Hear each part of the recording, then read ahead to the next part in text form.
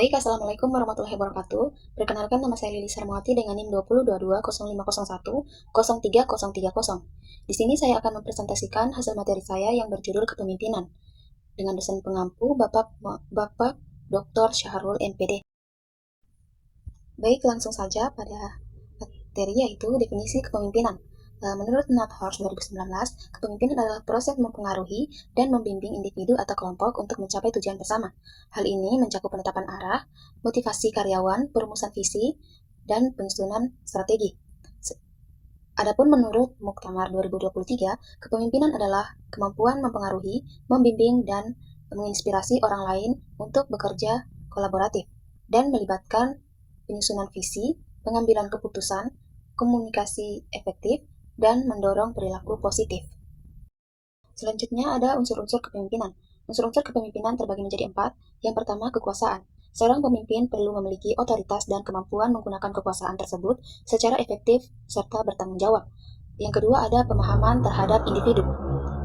Maksudnya, pemimpin harus memiliki kemampuan untuk memahami bahwa setiap orang memiliki dorongan atau motivasi yang berbeda, tergantung pada waktu, kondisi, dan situasi tertentu.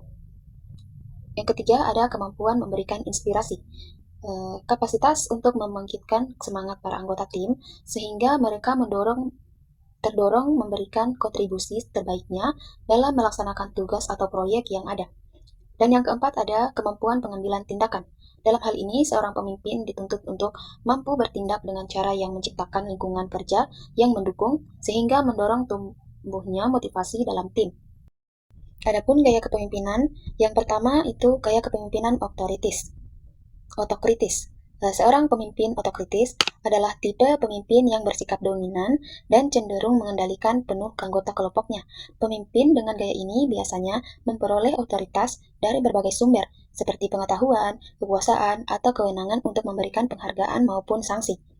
Yang kedua, ada gaya kepemimpinan militeristis. Gaya kepemimpinan ini merupakan pendekatan yang mengandalkan posisi jabatan sebagai dasar untuk mengarahkan bawahannya dengan menekankan disiplin yang ketat dan kaku. Yang ketiga, ada gaya kepemimpinan paternalistik. Gaya kepemimpinan ini merupakan pendekatan yang bersifat melindungi dan mengasuh, di mana pemimpin menganggap bawahannya kurang mampu membuat keputusan sendiri, sehingga selalu bergantung pada pemimpin atau pimpinan. Yang keempat, ada gaya kepemimpinan karismatis. Gaya kepemimpinan ini merupakan konsep yang menyatakan bahwa karisma merupakan sifat khas seorang pemimpin. Karisma sendiri merupakan daya tarik interpersonal yang mampu menginspirasi dukungan dan penerimaan orang lain. Pemimpin dengan gaya ini biasanya menunjukkan tingkat kepercayaan diri dan kepercayaan diri yang tinggi, memiliki keyakinan dan cita-cita yang kuat, serta dorongan yang besar untuk mempengaruhi orang lain. Selanjutnya ada gaya kepemimpinan demokratis.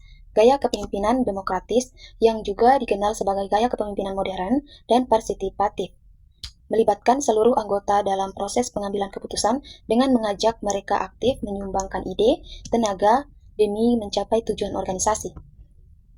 Selanjutnya ada kepemimpinan partisipatif.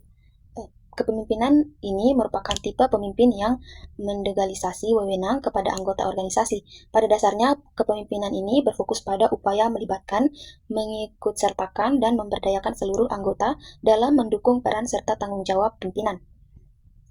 Selanjutnya ada kepemimpinan bebas kendali. Kepemimpinan dengan gaya ini merupakan sosok yang cenderung menghindari kekuasaan dan tanggung jawab. Dalam gaya ini, pemimpin lebih banyak mengarahkan penentuan tujuan dan penyelesaian masalah kepada kelompoknya sendiri. Selanjutnya ada kepemimpinan dalam konteks organisasi modern. Yang pertama, di era digital. Era digital ditandai dengan transformasi besar dalam teknologi informasi dan komunikasi yang mengubah cara organisasi beroperasi, berinteraksi dengan pelanggan, dan membuat keputusan. Kepemimpinan dalam era ini harus adaptif, berwawasan teknologi, dan mampu mengelola perubahan dengan cepat. Kedua, ada kepemimpinan inklusif, yaitu kepemimpinan dengan gaya ini, yaitu menghargai keberagaman dan mendorong partisipasi semua anggota organisasi tanpa memandang latar belakang, gender, ataupun pandangan. Yang ketiga, ada kepemimpinan etis. Kepemimpinan etis menekankan pada nilai moral, kejujuran, keadilan, dan tanggung jawab dalam bertindak dan membuat keputusan. Yang keempat ada kolaborasi. Kolaborasi merupakan kemampuan kerja sama lintas fungsi, budaya, dan hierarki. Pemimpin kolaboratif mendorong komunikasi, terbuka, saling percaya, dan kerja sama tim. Yang kelima ada empowerment atau pemberdayaan. Empowerment adalah memberikan kewenangan tanggung jawab dan kepercayaan kepada anggota tim untuk mengambil keputusan dan berinisiatif.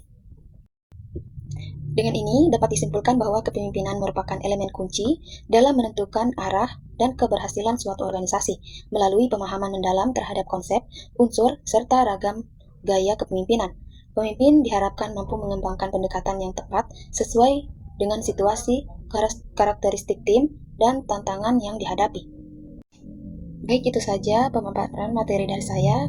Wabillahi taufiq wal hidayah. Wassalamualaikum warahmatullahi wabarakatuh.